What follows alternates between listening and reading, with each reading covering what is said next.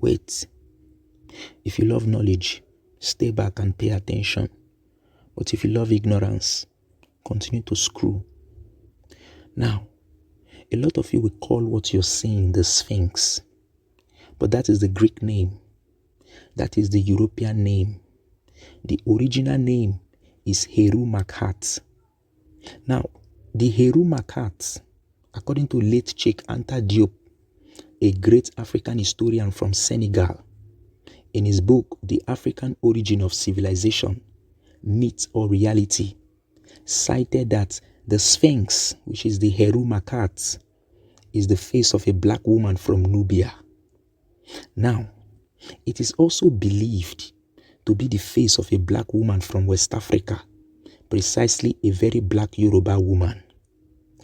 Some African historians like Professor Kaba Kameni cited that it is the face of a black woman with the body of a lioness. The nose of Heru Makhat, which we erroneously call the Sphinx, was blown up by an Arab Muslim named Mohammed Sam Adia in the year 1378, and not by Napoleon Bonaparte, as they told us in history, during when the French invaded Egypt in 1798 under Napoleon. You see, Mohammed Sam Adia, the Arab Muslim, was very upset and angry because some African Egyptians were making offerings and sacrifice to the Sphinx for a greater agricultural harvest. The Arab Muslim destroyed the nose of this black woman, which is the Heru Makhat, just because the Africans refused to be Muslims. Rather, they prefer to worship their chi. They prefer to go back to their spirituality and not to follow Allah. Now, Professor Kaba Kameni argued that even the Egyptians came to Egypt and they found the Heru Makhat, and it is over 7,000 years old, older than the biblical Tower of Babel story. In fact, the 3 pyramids behind the Sphinx at Giza in Egypt were built to complement the Sphinx that has been there before humans started living in Egypt.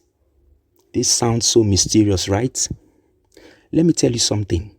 We know that the Egyptians spoke of beings known as the Neteru, written on their walls. Beings they said came from above to teach them agriculture, writing, science, medicine, astronomy.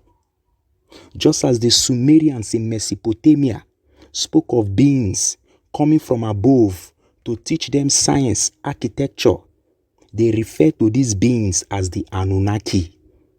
According to Diodorus Siculus in 60 BCE, a Greek European historian, the Ethiopians said that the Egyptians are Ethiopians sent out as colonialists, while Osiris was the leader of the colony.